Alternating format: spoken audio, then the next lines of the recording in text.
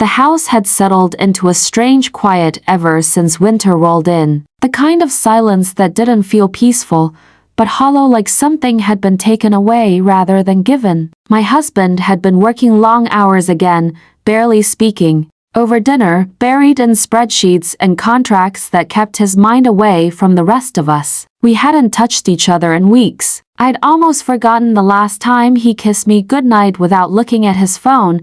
Ethan, my stepson, had returned home from university for the holidays. He was taller than I remembered, broader in the shoulders, his voice deeper, steadier. He still had that boyish grin, though a hint of who he used to be when he was 12 and used to call me Miss Sarah before he finally got used to Mom. Now, he mostly kept to himself, retreating to his old room upstairs, earphones in, his laptop glowing late into the night. Still, he was polite, warm even, in a way that made the cold parts of this house feel less severe.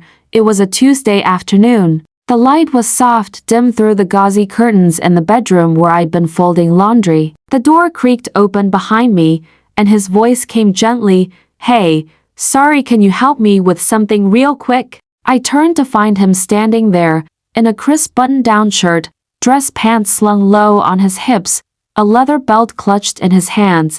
"I can't get the loop right. Keeps twisting," he said with a sheepish grin, stepping closer. I didn't think much of it, just a simple ask, one of those little motherly tasks I'd done 100 times when he was younger. I set the clothes aside and walked over, taking the belt from his hands. As I reached around to fasten it, my fingers brushed against the fabric of his shirt, the warmth of his skin radiating underneath. I noticed the faint scent of his cologne, clean, masculine, unfamiliar. My fingers hesitated just a second too long on the buckle.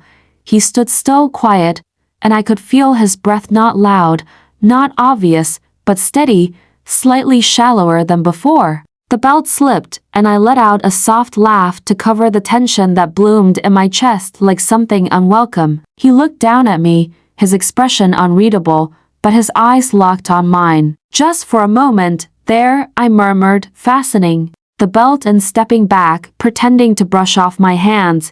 He smiled again, casual and light, thanking me before disappearing down the hallway. I turned back to the laundry, hands trembling slightly, trying to ignore the way my heart beat unevenly against my ribs. It was nothing, just a belt, just a favor, but the moment hung in the air like perfume, unseen, but impossible to ignore. The days that followed felt slower, drawn out like the fading winter sun. Nothing had happened, nothing real, but something in the air had changed, quiet and thick like fog. I told myself it was the cold, the stillness of the house making me overly sensitive. I blamed the silence that followed me from room to room, the kind that settled into your bones when no one looks up from their phone, when no one asks how your day was.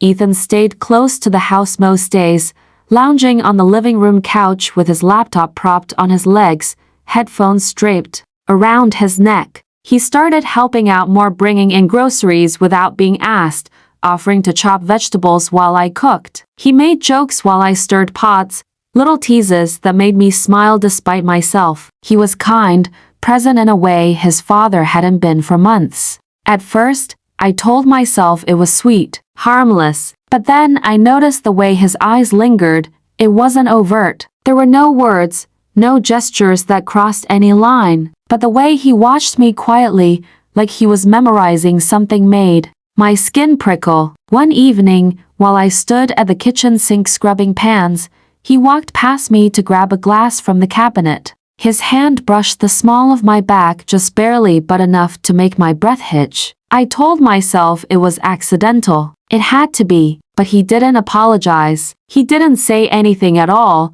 That night, after dinner, my husband retreated to his office again. I sat in the living room folding towels when Ethan came down in a charcoal suit. He was getting ready for a friend's formal birthday dinner, and he looked striking, older, like a man now. He fiddled with his tie in the mirror by the hallway, his belt already looped but sitting slightly off kilter. "Can you check this for me again?" he asked, turning just slightly. I hesitated, towel still in hand. My feet moved before my brain gave them permission. I stood behind him, fingers reaching for the belt. This time, I didn't speak. I simply adjusted the leather, smoothing it flat, letting my knuckles graze his shirt. I could feel the warmth beneath the fabric, the slight shift in his breath. He watched me in the mirror, but neither of us said a word. I felt the heat crawl up my neck, a familiar ache in my chest, not desire, exactly, but something heavier, something lonelier. He turned his head slightly, his voice softer now. Thanks. You always fix things. I stepped back quickly. You look fine, I said, too fast to clipped. I picked up the towel again, as if that could erase the pause in my voice. He smiled faintly and walked out the door, leaving me standing there, wondering how I got to a place where silence could feel so loud. Sunday arrived wrapped in gray skies and gentle rain, the kind that whispered against the windows rather than pounded. The world outside felt hushed, and the house matched it, empty and still. My husband had left early for a business breakfast, barely muttering a goodbye as the door clicked shut behind him. The air felt heavier once he was gone, thick with the quiet that always settled in when it was just me.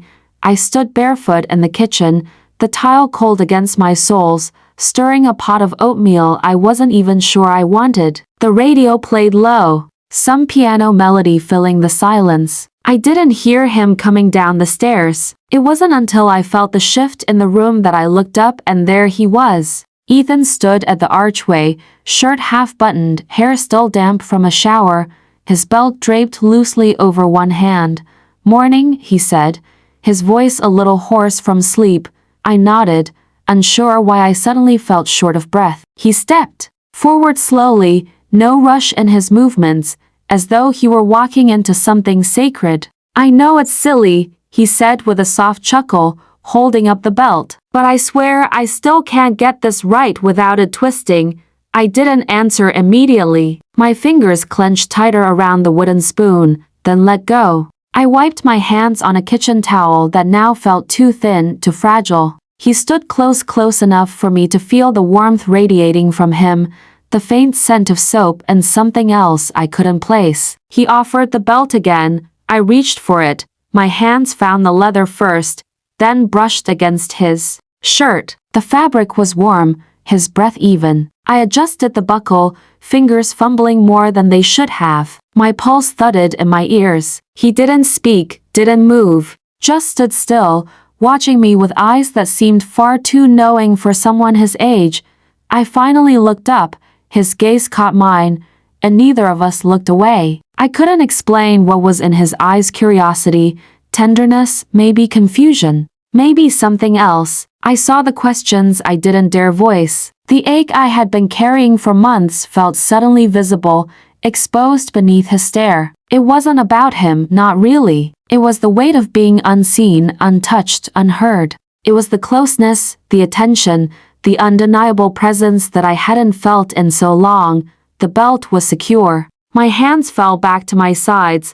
Looks good now, I said, but the words barely came out. He didn't thank me this time. He just nodded, slowly, eyes still holding mine for a moment longer than they should have. And then he turned, walking back toward the stairs, his footsteps soft against the floor. I stood there, oatmeal forgotten, the smell of rain drifting in through the cracked window. The moment hovered, unspoken but lasting, etched in the stillness like a fingerprint.